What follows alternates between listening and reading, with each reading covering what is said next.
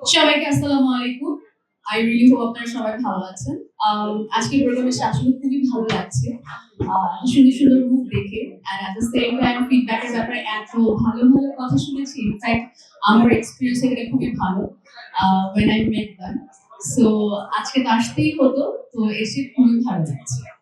আমার ব্যস্ততা আসলে আমি বেশ কিছুদিন ব্রেকে ছিলাম বলতে পারেন। আপনারা সবাই আমার বেশ কিছুদিন থেকে কোনো নাটক অন এয়ার হচ্ছে না।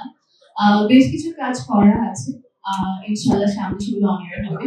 বাট আমি আসলে একটু ব্রেক নিয়েছিলাম বিকজ আমার কাছে মনে হচ্ছিল যে আমার কাছে নতুন কোনো স্ক্রিপ্ট আসছে না যেটা নিয়ে আমি আসলে আমার দর্শকদেরকে নতুন কিছু উপহার দিতে পারবো।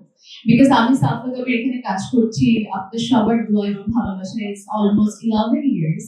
সো এখানে তো আমার অনেক কাজ আছে, অনেক নাটক আছে, যেগুলো আমি করেছি হচ্ছে ভালো ভালো ডিরেক্টরের সাথে কাজ করার জন্য। কিছু নাটক আছে আমি করেছি আমার কোয়ার্টিস্টকে সাপোর্ট করার জন্য। কিছু কাজ করেছি আউট অফ মাই প্যাশন।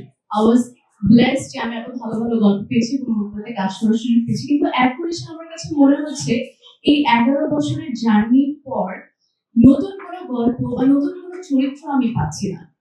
আর যেটা পাচ্ছি না কেন খুবই কম। দ্যাটস ওয়াই আমার কাজের পরিমাণটা একটু কমে গেছে because I always want to maintain the quality.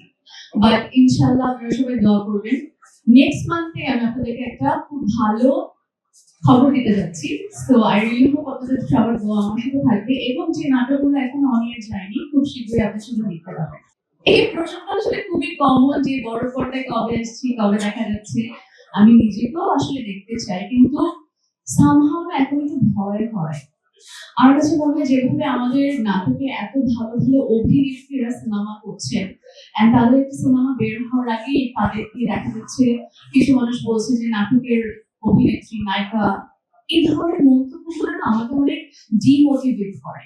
So I really hope আপনারা এটা করবেন না কারণ আমাদের আর্টিস্টরা তো আসলে এক একটা পর্যায় থেকে আরেকটা পর্যায়ে যেতে চায়। আপনাদের উৎসাহ ভালোবাসা কিন্তু আমাদের সবার দরকার। এই যে দেখুন আমি এখন পর্যন্ত বড় পর্দায় আসিনি কিন্তু আমি কিন্তু ভয় পেয়ে যাচ্ছি।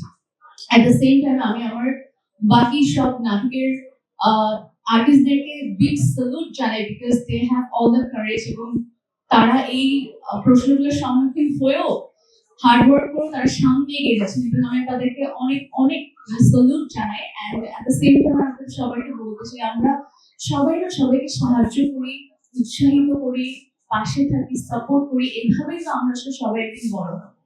সো ইনশাআল্লাহ আপনারা দোয়া করবেন। সেদিন মনে হয় না খুব বেশি দেরি আছে। একদিন হয়তো আমাকেও বড় করতে দেখা যাবে। না এই তো এই ভেদাভেদটা আমাদের মেগাস্টারই বলেছেন করতে না কিন্তু বাকিরা কেন করছে এটা আমার প্রশ্ন। বাট হ্যাঁ এটা বলছে যে প্রশাসন শুনতে ভয় লাগে, খারাপ লাগে, এগুলো করা উচিত না। এই ভেদাভেদটা আমরা কেউই না।